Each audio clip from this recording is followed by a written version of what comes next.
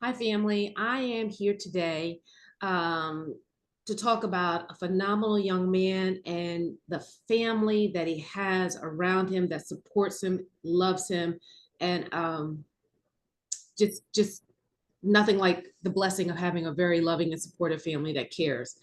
So I want to talk to you about Barron Alexander Harris. He was a senior at Myers Park High School Yes. in Charlotte.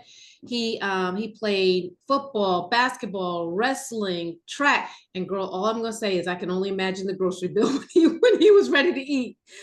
But he played multiple sports. He was a scholar. He was on his way to Everett University in Virginia. He wanted to be a sportscaster like Michael Strahan. Just well loved by so many people. Smiles, gorgeous kid. You can see it on her T-shirt. He was gorgeous. I'm no cougar, but he's gorgeous. But I met them on Saturday, um, and she had basically an opportunity to tell us about her grandson, and I wanted her to share this story with you. Right here, right now, today, for ages 10 to 24, suicide is the number two cause of death. According to CDC, uh, 49.5% of adolescents, that's almost half of adolescents, have experienced a mental health crisis. And those are the ones that are reported. Those aren't the ones that we don't even know about. So I want to hear about Barron. There was a day in April when you got a call. What happened? What was going on that day? Um, I was asleep. I got a phone call. It was about 4:30. No, it was about quarter past 4 in the morning. Um, April 16th. And I got the long distance phone call from my youngest daughter and her husband. And her husband, he said, Ma, what's going on with Fatty? Because that's, what we called him. And I said, what do you mean? I said, he just came back from a cruise, him and the team and the coach. And I seen my daughter, like, he FaceTime me. And I Mhm. seen her kind of walking back and forth. So I said, what are y'all talking about? So she didn't really say nothing, but he said he's at the hospital. I said, so immediately I just got up all the way up and I started getting dressed. I said, well, where's Sharice? And they said at the hospital. So, you know, waking up out of a sleep, you're, kind of, your mind's kind of discombobulated, and I'm trying to gather enough because the last post that I seen that on Facebook was, you know, him, the ship, you know, a couple of his friends, and that's what I held on to. So as I was getting dressed, I ended up calling my daughter Sharice, his mom, and I said, Sharice, where you at? And she said, I'm at the emergency room. I said, which one? I said, what happened? I said, I'm coming. And so I hung with the phone. I started getting dressed faster. And, when I arrived there, What are you thinking? What are you thinking as you're on the way to the hospital? I I didn't want to have no bad thought. I just, it just felt like a bad dream. It just really felt like a bad dream and a black hole that I was going down, just really somber. That morning was like really quiet, like an unusual quiet. And when I got on the grounds, of the emergency room, there was people there. We parked the car. I kind of, looked around, for her, scanned the area for her as we parked in. And That's when she told me, Ma, he's gone. I said, what do you mean he's gone? And she said, he died. I said, what do you mean he died? So it was just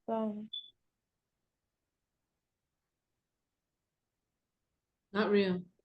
uh, uh a real, you just don't think nothing will happen. You hear it all the time. You see it all the time on the news, or your neighbor or a friend or another family member, but something like that hits home. you know, you start holding yourself accountable. I did. I was one of the ones, the first one to hold myself accountable. I was the one, that was internally mad and angry and upset, and what I'm saying, along with the grief and everything else that come along with it. And it was just a very, not to cliche it, but a very hard pill to swallow. A very hard pill to swallow. Because his future was bright. His future was so bright. And And the the two of you last were thing, close. Were the two of you close? in our own little way, Yeah. in our own little way, he Did he was come over for dinner? he came, but it wasn't for dinner. It was like, yo, what do you got? I said, boy, go in the refrigerator. Why you asking me? He'll raid the refrigerator, he'll look at me, the most gentlest hug, the most, and when he hugged you, he kind of squares you gently, but it was an embrace hug, you know. I know he was very observant. I know he was, what I'm saying, um, he looked at you like he wanted to know what was going on with you. So he always That's, wanted to help other people. He was an empath. yeah. Oh yeah. Yes. Antoine, did he try to play you in sports? Yes. And as you ask that question, I'm just thinking of a memory I have of Barron when they first came here. Now, I'm gonna say this first because this has a lot to do with the story.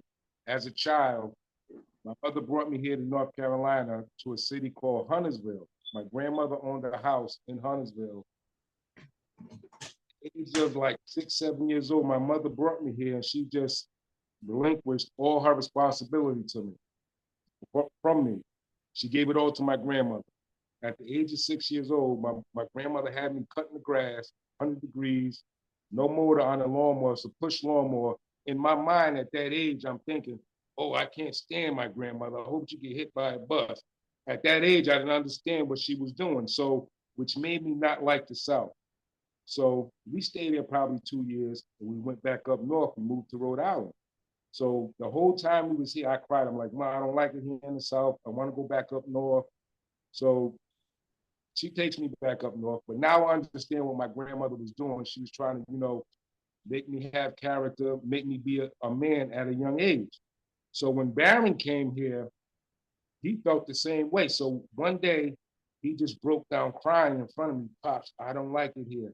He said, come on, can you take me back to Rhode Island right now? He said, let's just leave the girls here and me and you go back to Rhode Island, which made me tap into the feelings that I had when I was a child here. So we both cried and we embraced each other.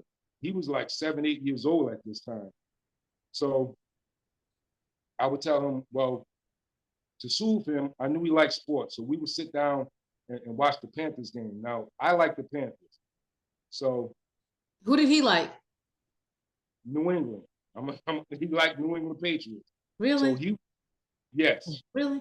because he came from the New England area.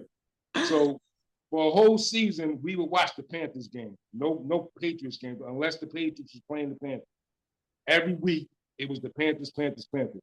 So the next season, he comes in the house. The game was on. I knew he was coming. He folded his arms like this. He said, Pop, I got something to tell you. I said, what? He said, I only like the Panthers because you like them, right? So, and that memory will live on with me forever because he was so serious and he was only trying to, please me by watching the Panthers. And there were several times we would go to the court. I would take him and his teammates back and forth to practice every day, every day. So And I see he was getting taller. So just about every day I'm taking him to practice, like 4 or 5 kids and him. And I would say to him, Barron, can you slam that? No, it was What? no. Can you dunk it? Can you dunk the Slam, ball? slam. Okay. So for about 3, 4 months, I'm asking. He would get in the car. He knew the question was coming. He's like, no, Pop, not yet. This one day, I'm taking him to practice. He gets in the car. He knew the question was coming. He's like, Pop, come in the gym. I came in the gym and he dunked it. And I was so elated. Like, I was so happy. It was great for me. He was Yeah, he listening. was definitely a lovable. He was listening Yes. to the process, and just to chime in for a second, I'm from New Jersey, and I used to go to my grandmother's house every summer in Cherryville. And I used to, I'd be like, well, can't we go to the city? Can't we go? And instead of like driving to Manhattan, we were walking to downtown. And it was, as you say, it was a cultural shock. And I just, they're like, can't you just sit down? And I'm like, well, can't we just get going?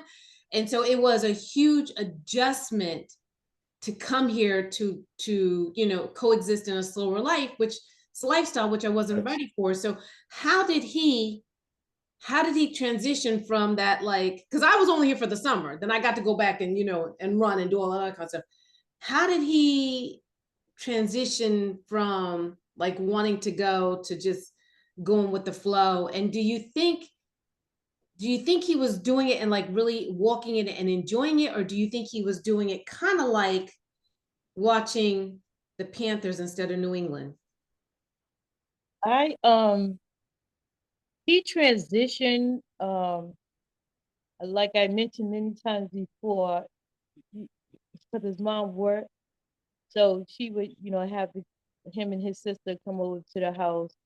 And this was in the beginning, of him getting here and not knowing nobody and, just being pouty, a pouty 8-year-old.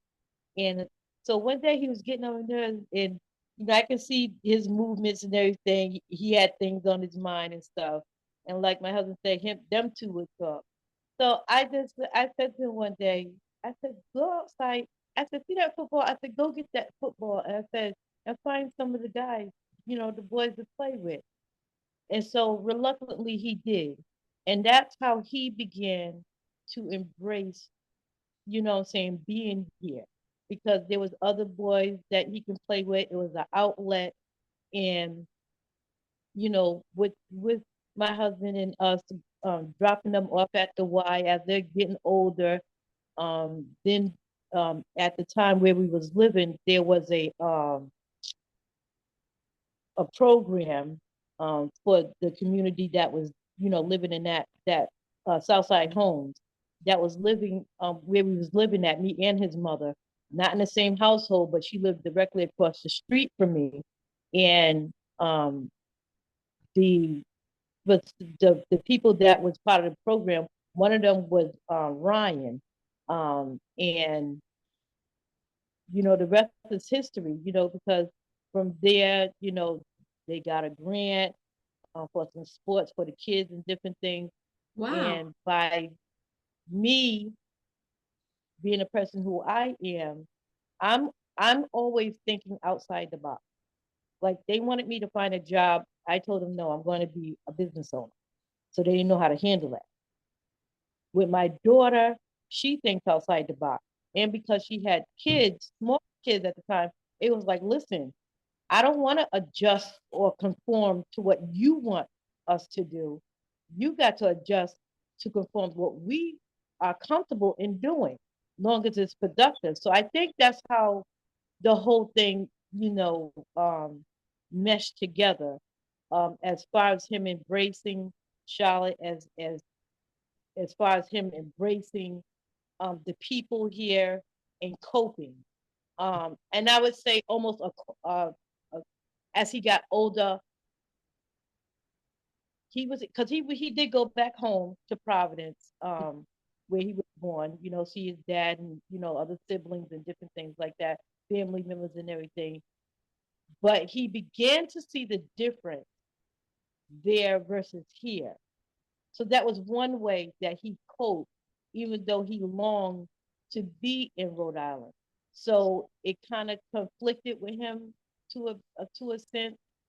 And I just say with me, I would go on his post, on his Facebook post, interact with him that way. I would call him, I would text him, and I would tell his mother, listen, I haven't seen Barron. I said, where's Fatty at? Or, and she'd be like, Ma, that's your relationship and blah, blah, blah, blah, blah. Or she'd say, oh, I'll tell him, so, he did come when he began to drive.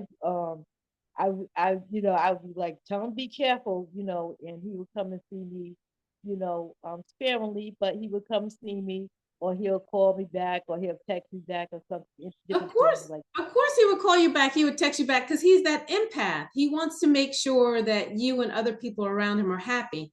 Yeah. Let me ask you something. Because right now, from 2000, people born after 2010 are considered Gen Alpha, but before 2010, they're considered Gen Z. So one of the things they say about Gen Z is that they're more empathetic. Like they care about everybody. They care about race relations. They care about gender relations. They care about everything. They're empaths. They care about people. At any particular time, do you think he felt like he was disappointing someone? I say that because when I've interviewed people who have contemplated suicide, when I interviewed when I read about the Miss America that committed suicide, when I worked with a young lady who oversees suicidal awareness on 1,100 campuses, one of the things that she says about the people who were unsuccessful in their attempt to commit suicide is that they did not realize that leaving would hurt people, the people that they love, or hurt them as much as they did. So, I don't know, but I would assume that maybe he never knew about the love and support that he would get with all the people that showed up for his memorial service and etc. But at any particular time, do you think he ever felt like he wasn't where he wanted to be or should be or could be for others? Do you think he ever felt like he was disappointing someone? I I What gave me peace, um because I was like, I got mad at him, a, a couple of weeks ago, and I just looked at his picture, and I was just like, why did you do this? you know and then it was like, it just came to me, he wanted the success now of all the pressure that was being placed upon his shoulders. He wanted that right now success, not for him, but for his loved ones, especially his mom and his baby sister. You know, he wanted that. He wanted to not so much be a people pleaser, but to have the success to be a giver in a tangible way. You So know he what I'm wanted to be saying? able to achieve to help other people. Like he wanted to make sure that he was successful so that other people around him could be Yes, happy. That's another thing that I successful. heard It's that I hear. definitely I one of the things I hear from teens, because people just I don't know why, but they just tell me all kinds of stuff. But one of the things I hear from teens is that they feel like adults expect them to solve all the problems of the world. Like they have to solve the environmental crises and they have to solve, race relations and they have to solve the political thing. And so what happens is these kids are walking around with weights like this because they feel like yes. they have to please everybody in the world. And what was said to me by an amazing young lady is that she and her friends were saying it would be easier to be dead and not have to worry about pleasing everybody because they can't do everything that everybody wants them to do. And that's why I always push like self-awareness, like what's important to you. And then, make a goal, make a plan, and then celebrate those milestones along the way. So see what happens is, as you said, everything like they're microwave. They're not sitting waiting for the oven to bake and all the food to cook and all that other kind of stuff. They want it done now, and they got to go do the next thing. So what they see is, this is where they are, this is where they want to be, and I need to just go ahead and be there real quick. And if I can't be there right quick, real quick, then I failed in some kind of way. And I think what we don't do is we don't take time to say, hey, look, you're here. You need to be here. Let's celebrate here. Let's celebrate here. Let's celebrate here. Let's celebrate here. Let's celebrate here. Let's celebrate here. Do you know what I mean? We don't do that. We don't do that, especially with everything, the laptop. All we got to do is Google it and it's done. Right, right. Exactly. And the other aspect is the reason why I said we that surrounded him at some point failed him, because you can't see what a person's thinking. You can't feel what a person's really feeling on the inside, especially when you're by yourself, and you're having those thoughts and you're having the conversations by yourself, or you're hearing the voices, or you're, seeing the image, or different things like that. And lots of times we're so rushed nowadays. Like you said, we want the microwave. We don't want the oven. You know what I'm saying? We don't want to do it the old-fashioned way, where we get the flour and we get the eggs and we get the sugar and the vanilla extract and the little pinch of salt and different things like that. We want to get the process, a cake batter, put it in the thing, pop it in the microwave, and boom. You know what I'm saying? And I just say, that even the event that was held in his honor, beyond the Jersey, was phenomenal.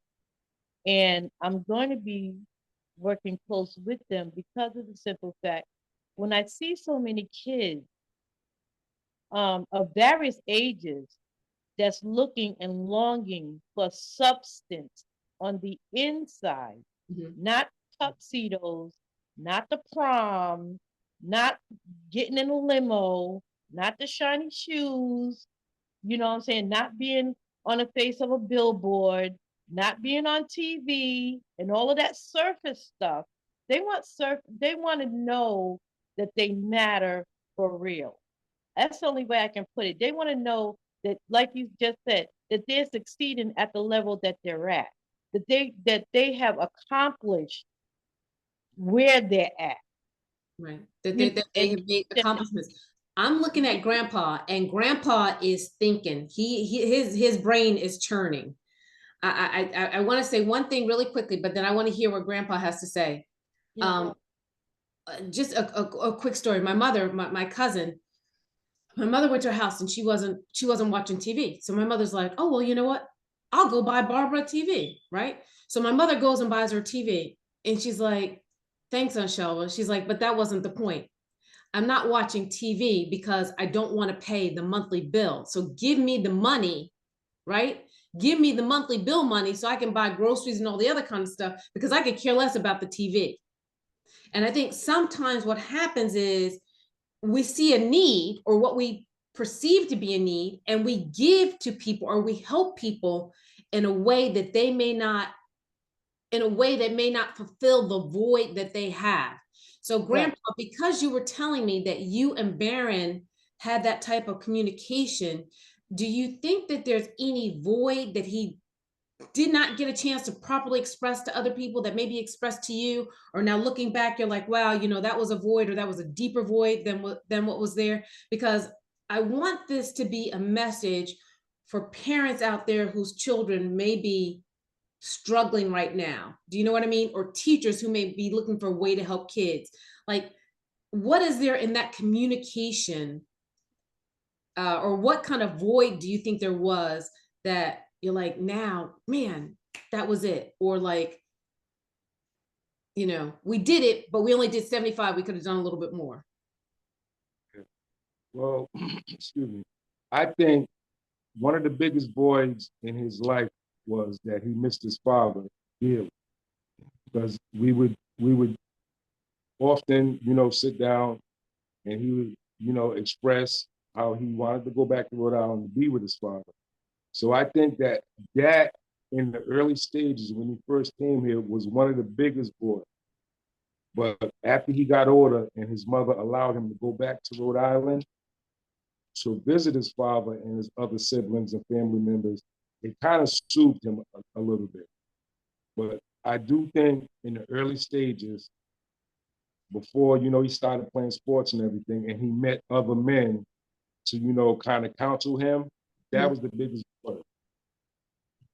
If there was something that you would say that you think that people could put in place to help kids moving forward, if there's something that you can think of that could have been put in place to help Barron, whether it be like him, setting up times to communicate, playing more sports, seeing more people, doing more in school. I mean, whatever it may have been, like, what are some of the things that you see? Or I'm quite sure now that you're in an environment where you're working with other people who are dealing with grief, some of the things that you've heard, like, what could help? What could help teachers? What do you think could help?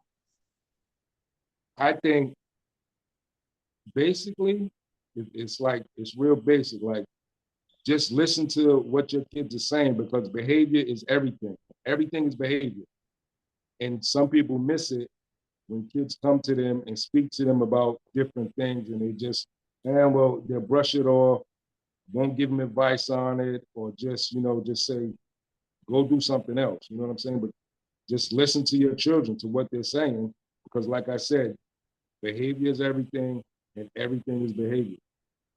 And perception is reality. But Yeah, do you I think would it could say, be twofold? Do you think it could be twofold? Say Do that you think it could be, do you think it could be twofold? Do you think it could be that people aren't just nixing it off, is that they don't understand it? right, Yes, definitely. right.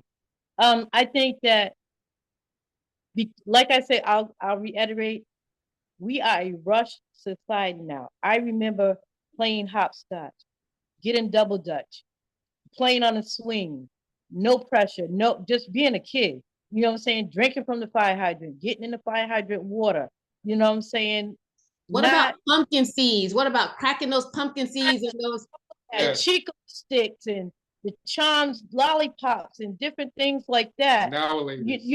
I mean, nowadays it's, you don't even see kids going to the candy store getting a candy bag. You see them with a phone and they need a tablet and they need, I mean, it just blew me away. Like when Barron, like after I moved down here, I went back to visit, and I think Barron was about 2 or 3. And I seen this little kid on a skateboard, really skateboarding.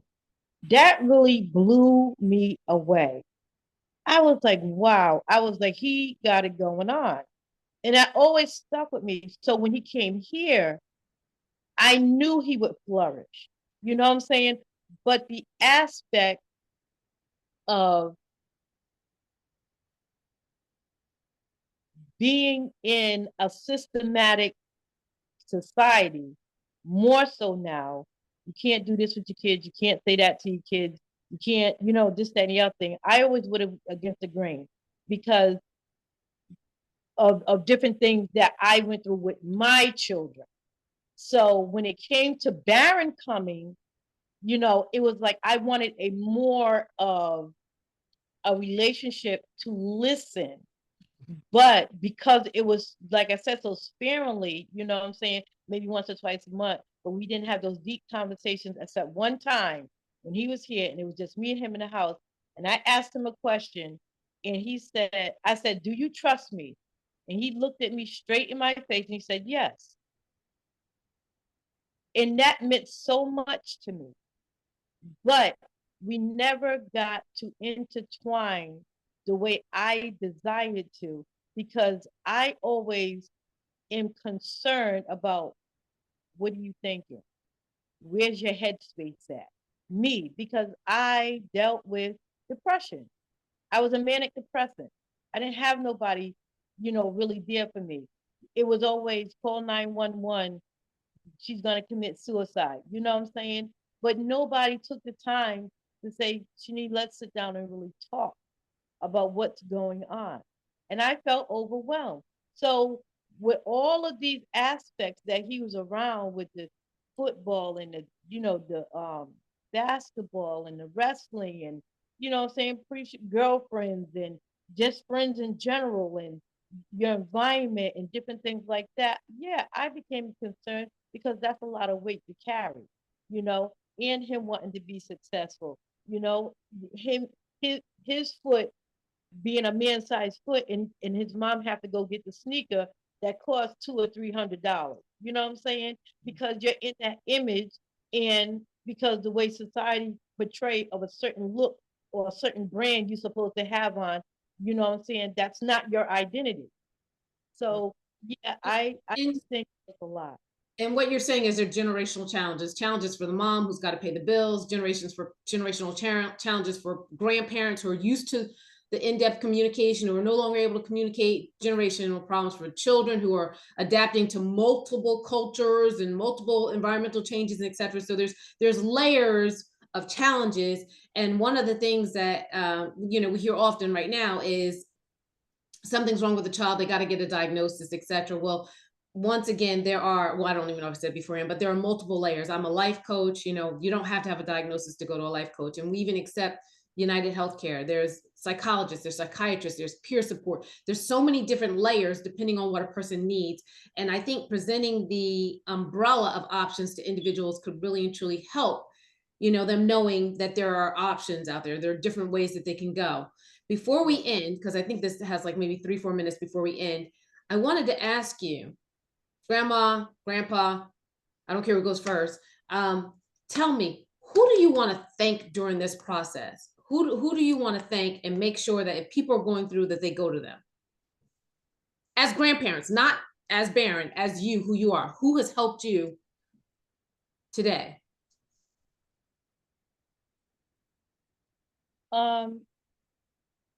Dr. Fair, the day of the funeral service, she was my lifeline. She was, she just helped me breathe. I want to thank her. Most of all, the Heavenly Father that gave me the strength, even to talk about this. And that's on a second by second basis, But Dr. Fair, who she was like, just breathe slow. I also want to thank another woman of God, um, who, when she came, she was like, I want to make sure that you don't have another stroke or another aneurysm. Mm. She said, I want you to go at your own pace. And she said some other stuff. And I had already said within myself, nobody else, not on my watch. And when she said that, she confirmed that, because, and she said it with such an authoritative speech. And she said, nobody else, not on my watch. And I just looked at her and I said, you're confirmed of what I'm supposed to do. So I want to thank them two Purpose. women, Pastor Margaretta Brown and Dr. Fair. I really want to thank them. What about you, Grandpa? Antoine? For me, it was at the symposium, Beyond New Jersey. Barron helped me. Reason being is when they had the free throw thing. Now, like I said, me and Barron used to shoot around sometimes, and I've always been like a laid back, shy person. Like when I was sitting there and they announced that they was gonna have the free throw thing, I would have never got up in front of a crowd because I've always been, shy. I would have never done that. Another, or in my past life, or any time in my life, because I've always had a nervousness with speaking in front of crowds or doing anything in front of crowds. So in that moment, I heard Barron in my mind telling me, Pops, go ahead and shoot the ball. You're gonna make it. So Barron helped me in that moment to make that shot that day. Because like I said, I've always been a laid back, shy type of person. Like I've never would have got up, spoken in front of a crowd, or even do this interview right now. Like I'm over something right now as we speak. Right. So He said, Grandpa, you in the gym. What you gonna do? yeah, I exactly. said, come on in the gym. Exactly. Barron said to me, get up and shoot the ball, Pops. You're gonna Did you make make it? Yes. Yeah! Did you feel like Spud Webb or Michael Jordan? Who were you? Or Charles Barkley? What were you doing? I'll say Spud Webb because we're the same height. So my favorite is John Starks. I love myself some John Starks. So yeah, you know who John Starks is, right? Yes. I always just thought he was my favorite Nick. My dad and I used to always go to the Garden, so he was my favorite Nick. But I personally want to thank you two for what you're doing, because you're finding purpose in your pain, and you are going to give some other people purpose, hope, and etc. through the process. So and even onlookers, people who may have absolutely nothing to do with suicide, I don't have any suicide in my family or anything like that, but you're going to give them hope and aspiration, whether they are, and teach people how to help, like how to help other people and how they can get involved in that kind of stuff. So I thank you for what you're doing, for stepping up. I thank you for showing Barron the love and support that you did while he was here.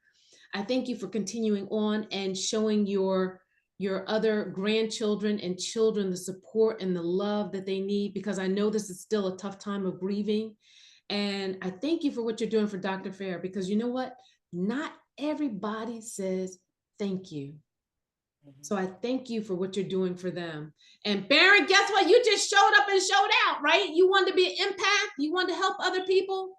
Look at how you just helped Grandpa. Awesome. Thank you to both of you.